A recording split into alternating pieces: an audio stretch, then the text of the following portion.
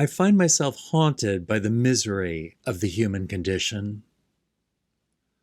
What drew me to performance and storytelling is the vulnerability of accessing raw emotions and crafting a connection to an audience while pointing out painful truths and charming amusement in tragedies and human experiences.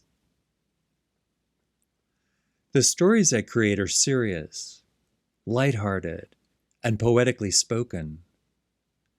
The carefully written themes challenge our perceptions of delicate topics like the fear of death, racism, war, and humanity's coexistence with nature.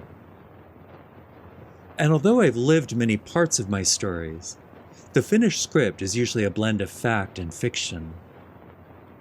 I use old black and white found film footage that is intentionally uneventful, yet mesmerizing, and usually over a century older than the period of the spoken stories. The film clips depict realistic, historical, and sometimes humorous visual portrayals related to the story's settings and themes. I present the finished works as short films or perform the stories live, sometimes with the film projected in the background. Through my artistry, I aim to help others connect to what they may feel, but might not be able to articulate.